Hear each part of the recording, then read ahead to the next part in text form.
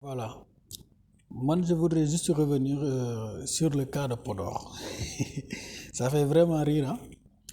Parce que moi, le moment le comprendre, moi, allons voir la population de Podor en 2019, hein.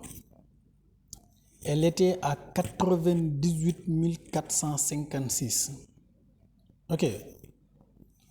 Alors, entre-temps, bu ñu ñëwee tey ci élection yu tey quoi élection législative ñu jël ni je veux dire ñu ne la Podor les inscrits sur les listes mu ngi tolloo ak 222 765 catastrophique. C'est énorme lii moom kenn mënu ko comprendre mais allons voir autre chose ñu ni la Benno Bokk Yaakaar am na fa 91 000 et plus de voix ci élection législative yi ce qu'on peut pas comprendre d'ailleurs léegi boo boolee Benno lu mu am ak Yewwi ak Wallu ak Aar par exemple mu ngi lay jox lu toll ak 103 554 voix faites les calculs ndax loolu yenu na maanaa sur une population qui était à 98 456 comme ni ma la ko waxee tout à l'heure aujourd'hui on se retrouve après 19 20 21 22 après juste 3 ans sax juste après loolu 3 ans après ñu ne la dans cette population là war nañ ci jël nañ ci lu toll ak am nañ ci 3 ans yi ay nit yu mën a voter ba mu toll ak 222 765 du jamais vu. C'est pour vous dire que cet état là gouvernement bi ils sont en train de jouer avec la population dañu jàppee ay xar wala dañu jàppee ay nag wala des gens qui ne réfléchissent pas wala des analphabètes des gens qui ne connaissent absolument rien de ce qui se passe dans ce pays. Ce qui n'est pas possible mooy lenn c'est impossible que la population le nombre de votants à Podor double le nombre de votants à Louga ça c'est pas possible double là a doublé ëppale ko ndànk da koo doublé comment ça s'explique alors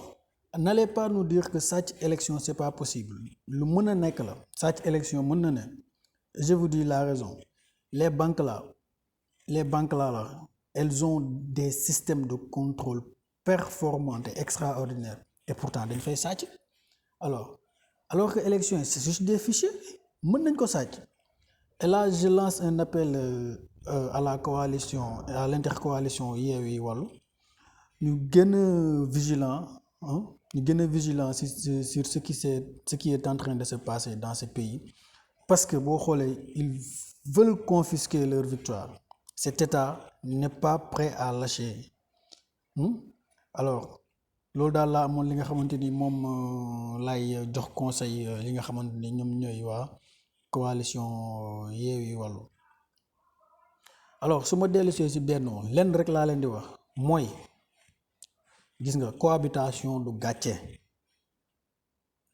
c'est juste je dirais même que en politique c'est de la grandeur c'est de la démocratie pure et dure lii nag dafay nekk juste lu bees Sénégal mais du loo xamante ni lu musul am la ci àdduna yàgg na ci àdduna la raison bu ngeen xoolee France rek les législatives yi ñu mujjee ni c'est l'opposition française qui l'a remporté alors lii dafay lu bees Sénégal rek dafay lu bees xamuñu ko mais fii ak 2 ans peut-être gouvernement bi Benno Bokk Yaakaar di ngeen am je sais pas quoi di ngeen mën a digérer la cohabitation mais là ce qui n'est pas possible bu leen fi jéem a naan da ngeen di hold up parce que c'est pas possible les Sénégalais ne sont pas bêtes quand même respectez-nous un peu s'il vous plaît ok et merci à vous tous ñëpp ñi nga xamante ni ñu ngi suivre sama page J-Info voilà di leen jox rendez-vous rek très prochainement ñu topp ensemble li nga xamante ni moom mooy période post-électorale bi merci